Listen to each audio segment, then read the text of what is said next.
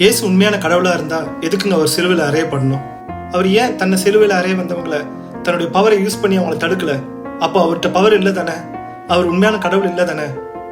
அப்படின்னு சொல்றவங்களுக்கு இயேசு ஏன் சிலுவையில் அறையப்பட்டார் அப்படிங்கிறதுக்கு ஒரு சின்ன கதை மூலியமா சொல்றேங்க. தயவு செய்து ஸ்கிப் பண்ணாம கேளுங்க. ஒரு ஊர்ல ஒரு பெரிய ராஜா இருந்தாரா. அந்த ராஜாவுக்கு ஒரே ஒரு மகன் இருந்தானா, அதாவது இளவரசன். அவன் மேல ரொம்ப அன்பு வச்சிருந்தாரா. ஆனா அந்த இளவரசனுக்கு தான் அப்பா தன் மேல வச்ச அன்பை அவனால புரிஞ்சுக்க முடியலையா. அவன் அப்பா விட்டு தூரம் போய் பாவத்துல விழுந்துட்டானா. ஆனாலும் அவனுடைய அப்பா அவன் போற இடத்துல எல்லாம் அவனுக்கு ஏதாவது தீங்கு வந்துச்சுன்னா அவனை சேவகரை வச்சு அவனை பாதுகாத்தாரான். ஒரு நாள் என்னாச்சு தெரியுங்களா? அவன் ஒரு தூரமான ஊருக்கு போய் போதை உட்கொண்டு அதனால ஒரு பெரிய தப்பு பண்ணானா. இதை கண்டுபிடிச்ச அந்த ஊர் ஜனங்கள் அவனை கையும் களவுமா பிடிச்சிட்டாங்க. ஆனாலும் அந்த ஊர் ஜனங்களுக்கு இவன் தான் இளவரசன்னு நிறைய பேருக்கு தெரியாது. அதனால இந்த நாட்டின் வழக்கத்தின்படி போதையில ஒருத்தனை கையும் களவுமா பிடிச்சா அவனுக்கு 50 சவுக்கடிகள் உண்டுன்னு அந்த சட்டம் சொல்லிச்சுங்க. இதை அறிஞ்ச ராஜா அந்த இடத்துக்கே வந்துட்டாராங்க. அந்த ஊர் ஜனங்கள் ராஜாவை கண்டோன்னே அப்படியே தகச்சிட்டாங்க. ராஜா, இது உங்களுடைய மகனா? எங்களுக்கு தெரியாதே. தெரிஞ்சிருந்தா இவரை நாங்கள் விட்டுருப்போங்க.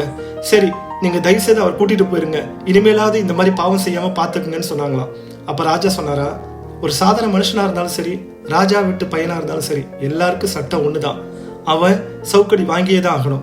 ஆனா இதுல ஒரு ட்விஸ்ட் என்னன்னா, அவன் வாங்க வேண்டாம், அவனுடைய அப்பாவாகிய நான் அவனுக்கு பதிலாக சவுக்கடி வாங்குறேன்னு சொன்னாங்க.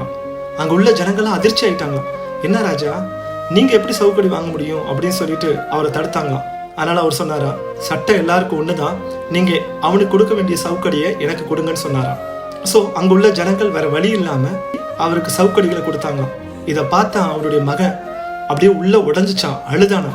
சே, நான் செஞ்ச பாவத்துக்கு இவ்வளோ பெரிய ராஜா அப்பா அடி வாங்குறாருன்னு சொல்லிட்டு ரொம்ப வருத்தப்பட்டானா.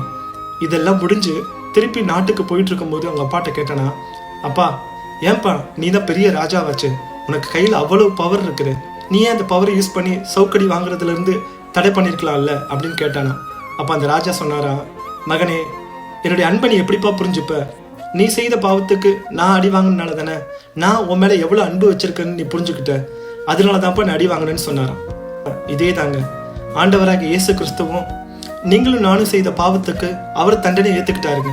இதன் மூலியமா உங்க மேலேயும் என் மேலேயும் வச்ச அன்பை சிலுவையின் மூலமா அவர் வெளிப்படுத்தினாருங்க. இதுக்காக தான் சிலுவையில் அறையப்பட்டார். அவர் நினைச்சிருந்தா தான் பவரை யூஸ் பண்ணி அந்த இடத்துல நடக்காம தடுத்திருக்க முடியும். ஆனா நம்ம எப்படிங்க அவருடைய அன்பை புரிஞ்சுக்க முடியும்? இதை கேட்டுக்கொண்டிருக்கிற நீங்க ஏதாவது ஒரு பாவத்தில் விழுந்திருந்தீங்கன்னா இப்பொழுது இயேசுவை ஏற்றுக்கொள்ளுங்க. ஆண்டவரே, நீங்க என்னுடைய பாவத்துக்காக மரிச்சிருக்கீங்க, நான் இது தெரியாம இருந்துட்டேன், அதனால என்னை மன்னிங்கன்னு சொல்லி அவரை ஏற்றுக்கொள்ளுங்க. இயேசு உங்களை நேசிக்கிறார்.